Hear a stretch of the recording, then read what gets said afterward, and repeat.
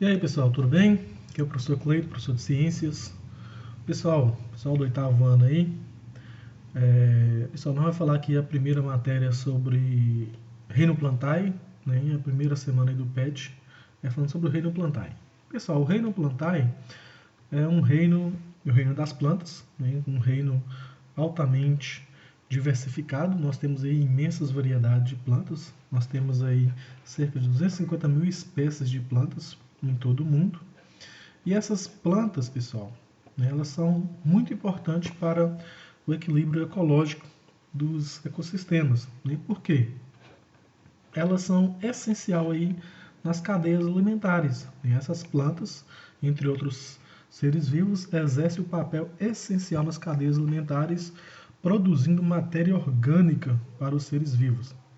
As plantas, através do processo da fotossíntese, produzem uma substância chamada glicose, que é a fonte de nutriente para os demais seres vivos. Então, as plantas é essencial nas cadeias alimentares. Se não fossem as plantas, a gente não teria cadeia alimentar e todos os seres vivos que a gente tem hoje não existiria sem essas plantas. Além desse importante papel nas cadeias alimentares, elas também são utilizadas como matéria-prima na produção de alimentos. Nós temos vários alimentos produzidos através de plantas. Medicamentos, nós temos as plantas medicinais, que são utilizadas na produção de medicamentos químicos e também medicamentos naturais. Produção de cosméticos, tecido, né? O tecido que a gente utiliza hoje, né? Nós temos a parte sintética, mas tem a parte natural, que é proveniente do algodão, que é proveniente de uma planta. Produção de papel, lápis, borracha, tudo isso é derivado das plantas. Também há a produção de combustível. Eu vou citar um exemplo para vocês aí, o etanol. O etanol ele pode ser produzido do milho,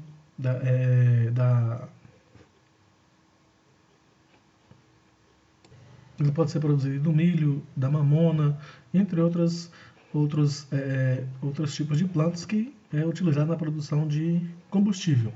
E também na construção civil nós temos a utilização de muita madeira. Tranquilo? Então o reino plantae é essencial para o meio ambiente. E devido à interferência humana, as plantas estão sendo devastadas. Algo que acontece aqui no Brasil e está sempre passando nos jornais aí, o desmatamento da floresta amazônica, uma das maiores florestas do mundo, é essencial para a manutenção da vida. Nesse primeiro vídeo aqui, pessoal, a gente vai falar sobre as características principais das plantas. E quais são as características das plantas? Vou estar falando em outros vídeos sobre os outros grupos, mas todas as plantas compartilham algumas características que eu vou falar agora. E essas plantas elas são pluricelulares. O que é isso? Pluricelulares são seres que possuem duas ou mais células, ou seja, as plantas são pluricelulares, possuem mais de duas. Né? Eucarióticos é um termo usado para os seres vivos que possuem uma célula com núcleo. Esse núcleo ele é formado pela carioteca, que é uma membrana que protege o material genético de todas as células. E todas as plantas também, elas são autotróficas. Né? As plantas são autotróficas. O que é isso? Produz seu próprio alimento através da fotossíntese, que é um processo químico em que as plantas utilizam água e sais minerais retirados do solo, utilizam gás carbônico retirado da atmosfera e absorvem a luz solar para realizar esse processo. As plantas, pessoal, também apresentam uma alternância na forma de reprodução. Ela apresenta duas formas. Nós vamos falar aí que é a fase gametófita e a fase esporófita. Eu já vou falar esses dois termos que a gente vai utilizar mais para frente. O que é essa fase gametófita? É a produção de gametas. O que é a fase esporófita? É a fase que produz esporos. Viu? Mas a gente vai falar mais para frente. As células eucarióticas, que é uma característica das plantas, ela é composta por três partes básicas.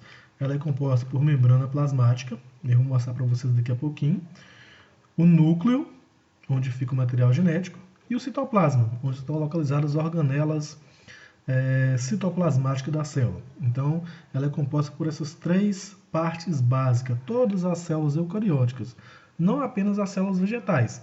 As células animais também apresentam essas três Características: membrana plasmática, núcleo e citoplasma. Só que as células vegetais, ela tem algumas diferenças entre as células com as células animais. Por exemplo, a célula vegetal, ela tem uma estrutura chamada parede celular. Eu vou estar mostrando no desenho para vocês. Aqui nós temos dois tipos de célula, ambas eucarióticas, porém essa aqui é uma célula animal, essa é uma célula vegetal. A parede celular, a gente está falando aí, que é formada por celulose, né, que é um carboidrato de origem vegetal. A parede celular é essa estrutura verde aqui, está sendo demonstrada aqui nessa célula. Essa parede celular de celulose, ela é comum apenas das plantas. Tem outros seres vivos que têm parede celular, mas que não é formada de celulose. Então, parede celular formada por celulose é específica do reino vegetal.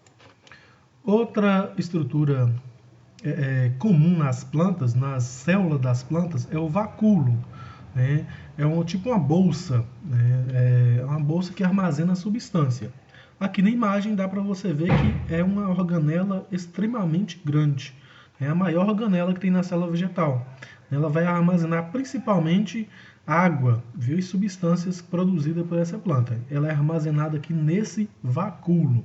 Então, se perguntar uma diferença para vocês aí da célula animal para o vegetal, você pode falar a presença de parede celular, de celulose e o vacúolo, que é uma diferença. Outra estrutura comum a apenas às plantas, em comparação à célula animal, é os plastídeos, né, os plastos. Eu não uso esses dois termos aqui, eu já falo diretamente essa palavrinha aqui, ó, cloroplasto. O cloroplasto é um pigmento, né, ou melhor, é uma organela, né, que tem a pigmentação verde. Essa pigmentação verde ela é essencial, porque é essa organela que vai absorver a luz solar para que a planta realize aquele processo importantíssimo que eu falei para vocês. Qual é? Isso, a fotossíntese. Então a fotossíntese ela só acontece graças à absorção de luz solar por essa organela que é o cloroplasto. Pessoal, então para o vídeo não ficar muito grande, né, sobre a introdução das plantas é isso aí. Teremos outros vídeos falando sobre os 4 grupos de plantas. Até mais!